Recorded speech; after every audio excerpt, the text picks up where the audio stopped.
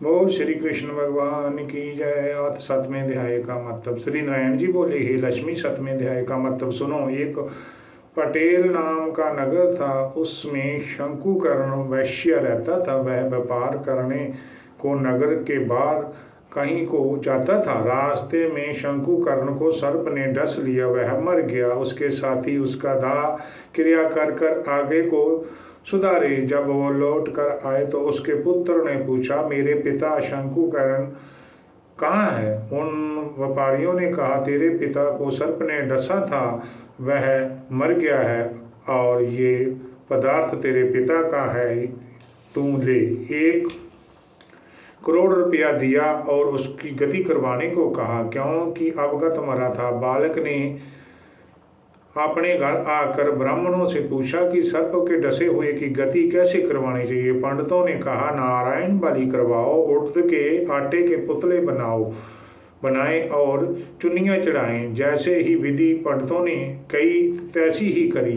बड़ा यज्ञ किया, बहुत ही ब्राह्मण जिसमाएं श्रद्धा पिंड पुक्कल करवाया। बाकी द्रव्य जो रहा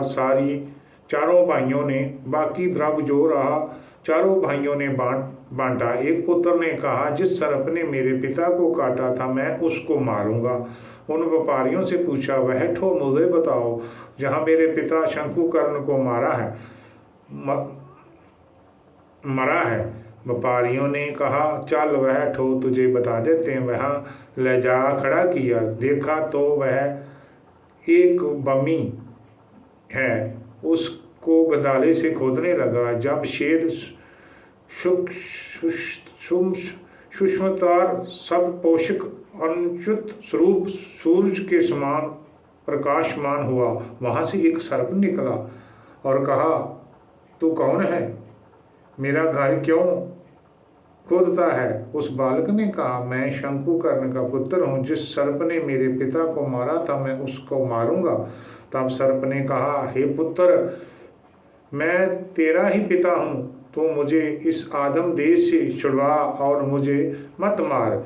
ये मेरा पूर्व कर्म था जो मैंने भोगा है। तब पुत्र ने कहा, हे पिता, कोई यत्न बताओ जिससे आप का उद्धार हो। तब उस सर्प ने कहा, हे पुत्र, किसी गीता पाठी ब्राह्मण को घर में भोजन करवाओ और उसकी सेवा करो, उसके आशीर्वाद से मेरा कल्याण होगा। तब बालक ने अपने घर आया और उस नगर में जितने भी गीता पाठ करने वाले थे, उन्हें सबको बुलाकर श्री गीता जी के 7वें अध्याय का पाठ करवाया और उनको भोजन करवाया। तब उन साधु ब्राह्मणों ने आशीर्वाद दिया और तत्काल ही वह आदम देश से छूटकर देवदयी पाकर विमान पर चढ़कर आकाश मार्ग को जाता हुआ अपने पुत्र को धन्य हो कहता वैकुंठ धाम में जा प्राप्त हुआ। बोल श्री कृष्ण भगवान की जय। श्री राधे।